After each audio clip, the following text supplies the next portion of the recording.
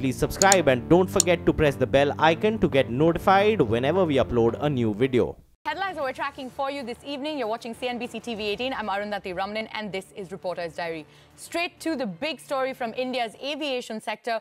We told you first, and it is official now, the central government has given its in-principle nod to sell 76% stake in national carrier Air India. The Aviation Ministry has released a preliminary information memorandum for inviting expression of interest from prospective bidders. Now, the information memorandum details the terms and conditions for the divestment process. The most significant of those terms is that private companies with a net worth of at least 5,000 crore rupees will be allowed to participate in the bidding process. Also, the buyer will have to retain the Air India brand for a few years. Ashpreet Sethi joins us now with the details. Ashpreet, take us through the fine print of this.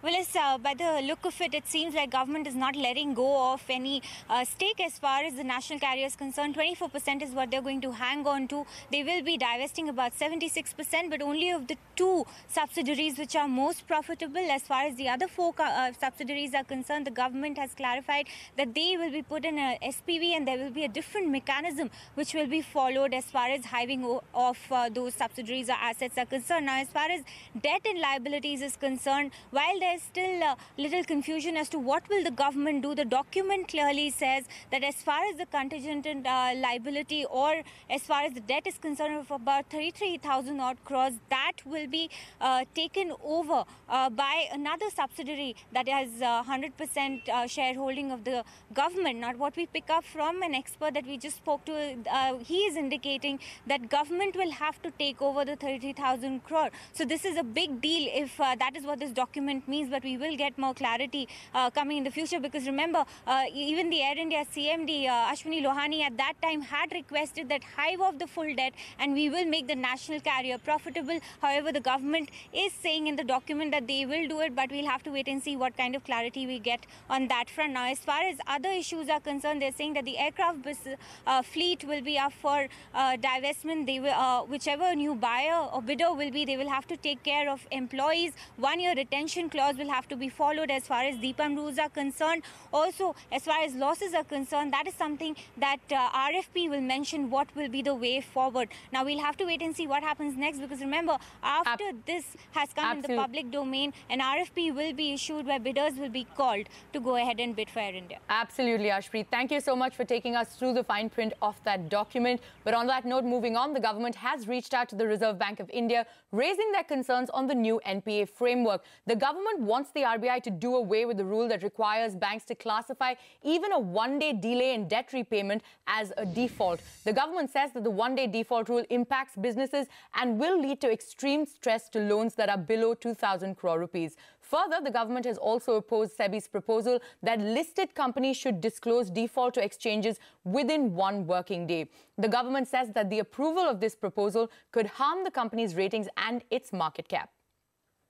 The advanced tax collections from most public as well as private sector banks have slipped drastically for the fourth quarter. Sources say that the CBDT has asked the banks to explain the fall in advanced tax collection and is likely to fall short of the budget revised estimate target of 10.05 lakh crore rupees. Timsi Jaipuria joins us now with the exclusive details. Timsi, what are the numbers looking like and what is the CBDT saying?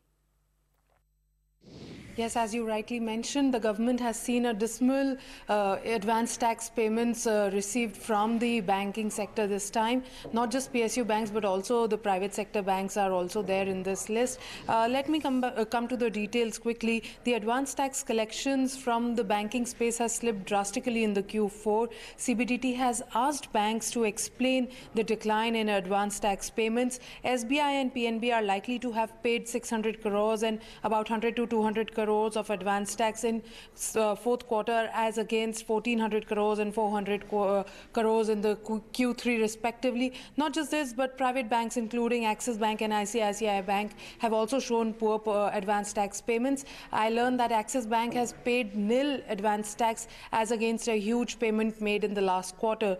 Not just this, but on the other hand, we see a few banks sailing through the tough times. Say, for example, HDFC. Sources say that HDFC is amongst all the banks which is understood to have paid a higher advance tax than the last quarter, but the decline in advance tax overall is likely to hit the direct tax collections for the government, especially the targets as we come close to the year end. CBDT is likely to meet the budget estimates target of 9.8 lakh crores, but when it comes to the revised targets, they are likely to fall short, though marginally. But yes, we need to wait and watch over the next 3 days, because CBDT has specially kept these 3 days working despite being government holidays. So let's see, and we'll keep you posted on what is the final number, whether revised estimates targets have been met or not. Back to you. All right, Timsy, thank you so much for taking us through all those details. But on that note, it is time for us to take a short break. But coming up, market regulator SEBI makes a slew of announcements. We get you a special report on the other side. Stay tuned.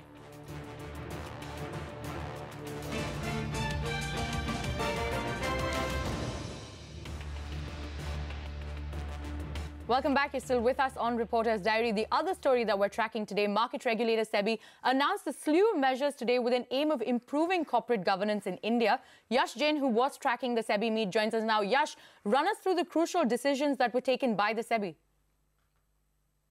Well, the last SEBI board meeting for financial year 2018 and the market regulator has taken some very crucial decisions with respect to the Kotak panel-led Corporate Governance Committee report. Now, out of the total 80 recommendations which really came from this particular report, about 40 recommendations have been approved without any modification. About 15 recommendations have been approved with certain modifications. About 8 of these recommendations have been referred to the government, and more importantly, about 18 recommendations have not been accepted. What else has been approved? Now, in order to strengthen algo trading and make it more accessible and cheaper for traders, market regulator SEBI has asked exchanges to provide shared co-location units as well as to provide free tick-by-tick data to these traders. Also, in case of mutual funds, market regulator has asked mutual funds to cut down the additional expenses which they charge to 5 basis points from the earlier 20 basis points. Remember, additional expenses are charged by mutual funds depending on the AUM of any particular scheme. Also, SEBI has approved physical settlement of equity derivatives. As far as angel investments are concerned in startups, that limit has been raised to a maximum of 10 crore from the earlier 5 crore. Now, two very crucial points which the market had its eye on.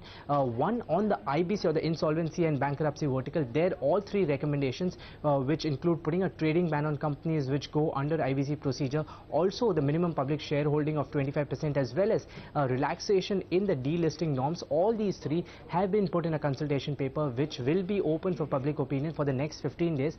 One more important point with respect to the buyback process which we have currently, there market regulator SEBI has put both recommendations which include fixing a time interval between 2 successive buybacks from any company, as well as depending on the maximum which can be offloaded in any particular buyback. Both these 2 recommendations have been put in the consultation paper, which again will be open for the next 15 days for public opinion. The key decisions that have been taken at the SEBI meet. Thank you so much for taking us through those details, Yash. But with just a few days to go before the deadline to submit fresh bids for Essar Steel ends, after being rejected in the first round, CNBC TV18 learns that New Metal, one of the bidders for the company, may drop Revant Ruya from the consortium to ensure it stays eligible in the second round. Ritu Singh joins in with the details. Ritu, what have you picked up? Well, you know, with just days to go for the second round of bidding for Essar Steel to happen, New Metal, which is one of the earlier bidders for Essar Steel, wants to ensure that it is not disqualified one more time on the basis of Revant Ruya being part of the New Metal consortium. Now, the problem really in the first round was that Revant Ruya is the son of the promoter of Essar Steel, that is Ravi Ruya, and because of that, under Section 29A, the bid was found ineligible. Now we understand the existing partners of New Metal will buy out Revant Ruya 25% stake in the consortium, which is held by Aurora Enterprises. So VTB, we understand, will continue to hold about 40% stake in the consortium, and the 25% stake that was currently held by Revant Ruya will be divided between the existing partners TPE as well as Indo International. The otherwise overall shareholding will remain more or less the same, and a fresh order offer will be made with this revised shareholding of the New Metal consortium.